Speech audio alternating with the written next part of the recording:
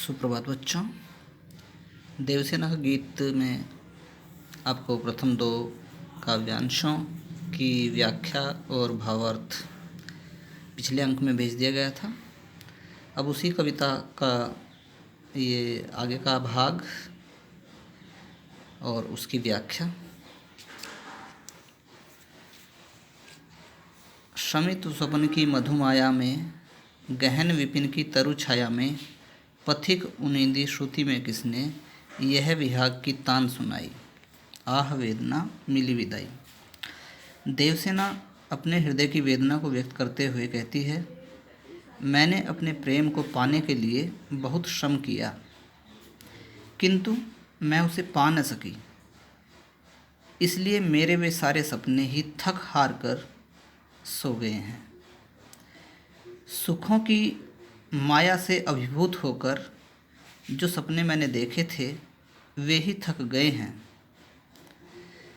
किंतु जब स्कंदगुप्त उसके सम्मुख प्रणय प्रस्ताव रखता है तो उसे लगता है जैसे किसी पथिक को थकान के कारण मीठी नींद आती है और कोई व्यवधान उत्पन्न होता है तो वो नींद टूट जाती है। स्कंदगुप्त का प्रणय प्रस्ताव भी उस व्यवधान की तरह ही है। इस व्यवधान की तुलना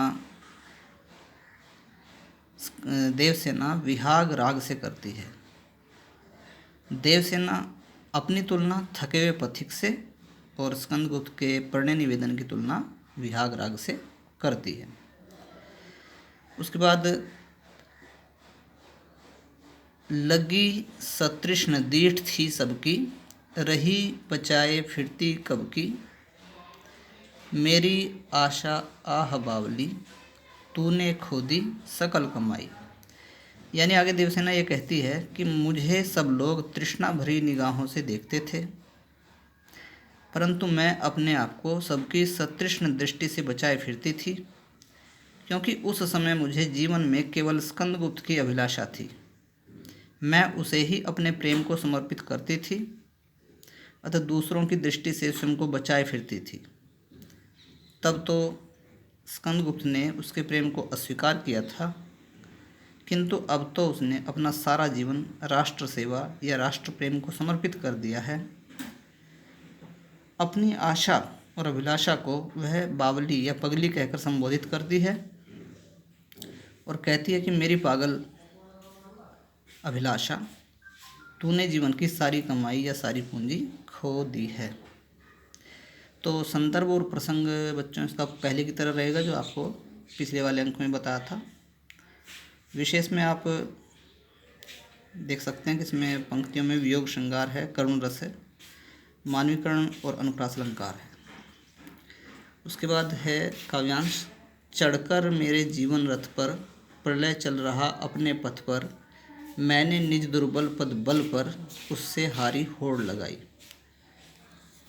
प्रलय का अर्थ यहाँ जो है वो है जीवन की विषम परिस्थितियाँ। यहाँ कवि देवसेना की निराशा का वर्णन करता है और देवसेना कहती है कि मेरे जीवन की विषम परिस्थितियाँ मेरे जीवन रूपी रथ पर सवार हैं। जीवन रूपी रथ, जीवन रथ, जीवन रूपी रथ यानी रूपक अलंकार, मेरे जीवन रूपी रथ पर सवार हैं। अर्थात जब व्यक्ति के जीवन में विषम परिस्थितियाँ या परेशानियाँ आती हैं तो उसे उन्हीं के हिसाब से जीना पड़ता है।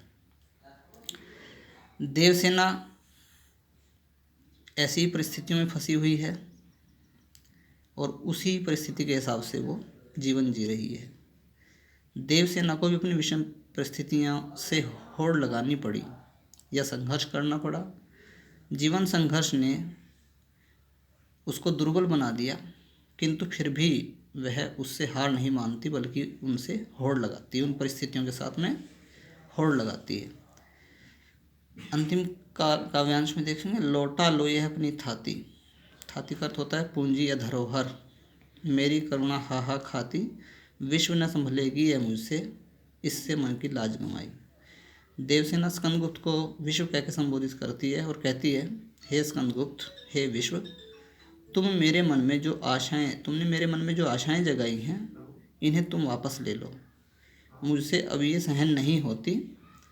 तुम ये अपनी थाती पूंजी या धरोहर अपने पास ही रखो। मेरी करुणा हाहाकार करती है, इससे मैंने अपने मन की लज्जा भी गंवा दी है। तो विशेष में देवसेना का जीवन संघर्ष तथा उसकी मनोदशा का सजीव चित्रण किया गया है।